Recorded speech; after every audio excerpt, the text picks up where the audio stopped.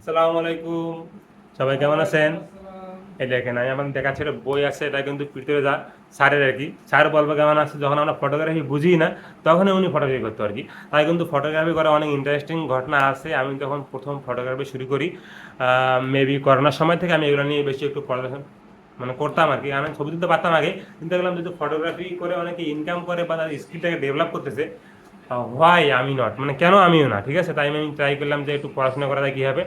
তাই আমি করোনার সময় বাড়িতে বসে দুইটা বই অর্ডার দিই ঢাকা থেকে আর কি। পরে আমার একজন শুভাকাঙ্ক্ষী বই দুটো নিয়ে যায়, আমার দেয়, পরে আমি এগুলো পড়াশোনা করি। আমি অনেক কিছু জানতাম, পরে এই বইটা পড়ার পরে আরও অনেক কিছু শিখতে পারছি আর কি। বইটা আসলে অনেক সুন্দর। আচ্ছা, আগে স্যার নিয়ে কিছু বলি। দেখতে পাচ্ছেন এই ছবিটা যে ফটোকে একটা একজন ছবি আছে দৌড়াচ্ছে, নিয়ে হচ্ছে আমাদের পৃথিবীর স্যার আর কি। ইনি অনেক ভালো ছবি তোলে আর কি। বাংলাদেশের ইতিহাসে বলতে গেলে সেই শুরু থেকে, বিগিনার থেকে শুরু করতে গেলে এখন পর্যন্ত তিনি one of the most photographer in the Bangladesh. তো তাকে অবশ্যই রেসপেক্ট দিতেই হবে। তিনি কিন্তু একটা পেজ, মূলত একটা পেজ শুরু করেছেন। তার পেজের নাম হচ্ছে ওয়েডিং ডায়েরি। তার কিন্তু ডিমান্ড অনেক আর কি। মানে আমরা যারা মানে সাধারণ জনগণ আছে তারা একদম তার কাছ থেকে এমনি তার শিডিউল পাওয়া যায় না, কারণ তিনি দেশ বিদেশে অনেক ছবি তোলেন। কিন্তু তারও এমনি ডিমান্ড পার নাইট যে চাহিদা, হ্যাঁ, সেটা আমাদের পক্ষে বিয়ার করাও এটা ছোটাও আর কি। আচ্ছা, তাই কিন্তু তার এই মনে করেন পৃথিবীতে হওয়ার যে গল্পটা কিন্তু এত সহজ ছিল না। তিনি কিন্তু মানে এক চান্সে একদম আসেন নাই, কিন্তু যখন তিনি ঢাবিতে পড়তেন আর কি, তখন কিন্তু শুরু করেছেন 15,000 টাকা একটা ক্যামেরা দিয়ে। এবং তিনি মানে শুরুতে মানুষের ফ্রি ফ্রি ছবি তুলে দিতেন আর কি। পরে কী করতো, বিভিন্ন যে ডে আসতো, মনে করেন ভার্সিটিতে কিন্তু অনেক ডে হয়, যে মনে করেন ভালোবাসা দিবস থেকে শুরু করে আরও অন্যান্য ডেতে তিনি কী করতেন, ওই ডেগুলোতে ফ্রি, মানে ফ্রি না, 20 টাকার বিনিময়ে ছবি তুলতেন আর কি। 20 টাকা ছবি তুলে ওগুলো প্রিন্ট করে সবাই দিতেন।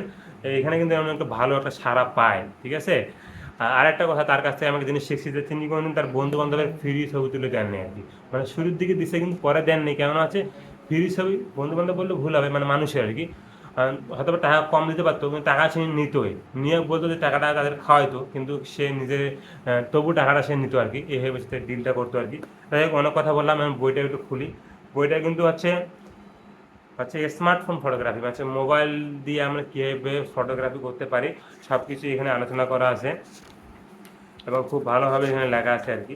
সব কিছুই আপনার মনে করেন যে ক্যামেরার বেসিক, মোবাইলে আপনার কিনতে গেলে যে ক্যামেরা কেমন হওয়া উচিত, কত মেগাপিক্সেল, মেগাপিক্সেলের কাজ কী আসলে, তারপর মনে করেন পিক্সেল কী, তারপর আরও সব কিছু নিয়ে আলোচনা করা আছে এখানে, ঠিক আছে।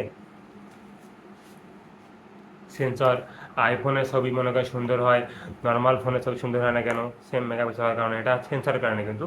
হ্যাঁ, আইফোনের সেন্সর একটু বড়, যার কারণে এটা হচ্ছে মনে করেন সব কিছুই একটু ভালো, লাইটিং বা সব কিছু মিলে হচ্ছে ভালো।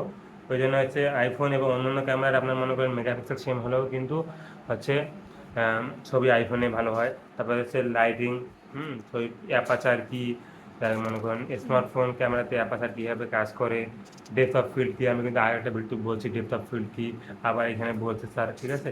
আরও অনেক কিছু এখানে আছে, গতি নিয়ন্ত্রক, শাটার স্পিড সে শুরু করে burst mode, noise, ISO, aperture triangle, exposure, মানে অনেক কিছু নিয়ে আলোচনা করা আছে। ছবি তোলার কিন্তু কিছু নিয়ম আছে। আমরা যে মনে করেন মনে করেন অনেকে কী করি, ক্যামেরা নিয়ে ছবি তোলে, ছবি দেখে ফ্রেমিং নাই, কিছু নাই, মানে কিছুই নেই। আচ্ছা, আমার মোবাইলে স্পেস ছিল না, তাই একটু লেট হলে আবার আসলাম। আচ্ছা, আমি কিছু রুলস নিয়ে কথা বলি। রুলস অফ থার্ড, এই রুলটা কিন্তু অনেক ইম্পর্টেন্ট ছবি তোলার ক্ষেত্রে। এখানে আরও হচ্ছে পজিটিভ স্পেস, নেগেটিভ স্পেস, মানে হচ্ছে আপনার সাবজেক্টের দিকে এবং পিছনে। আর হচ্ছে ফিল্টার ব্যবহার করা যাবে না, ভিউ পয়েন্টটা কীরকম হবে এটা খেয়াল রাখতে হবে। তারপর হচ্ছে পার্সপেক্টিভ, হচ্ছে লো অ্যাঙ্গেল থেকে ছবি তোলা। আবার হচ্ছে আপনার ড্রোন শট না, আমাদের যেহেতু মোবাইল ছবি তোলা, ড্রোন তো আমাদের নেই, কিন্তু ওপর থেকে, হ্যাঁ, হাই অ্যাঙ্গেল থেকে ছবি তোলা, তারপর নিচ থেকে। আচ্ছা, ফ্রেম ইন এ ফ্রেম, এটা কিন্তু অনেক ইম্পর্টেন্ট। ফ্রেম একটা হচ্ছে একটা ফ্রেমের ভিতরে একটা ছবি তোলা, এটা কিন্তু খুবই ইম্পর্টেন্ট এবং খুব ভালো দেখা কিন্তু।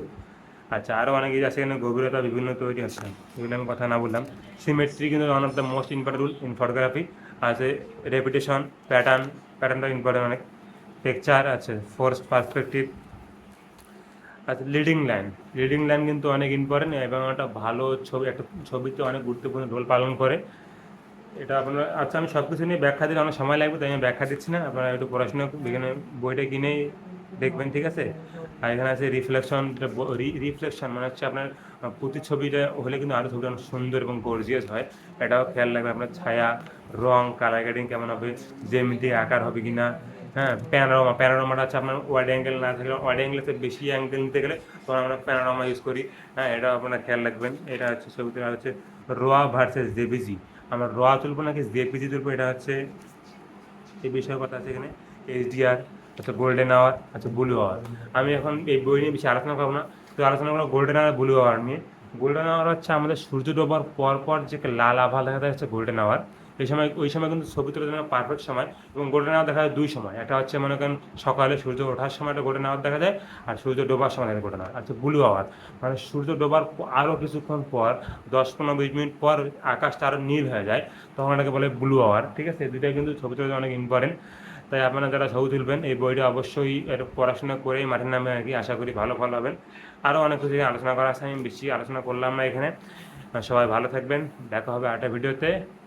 আসসালামু আলাইকুম।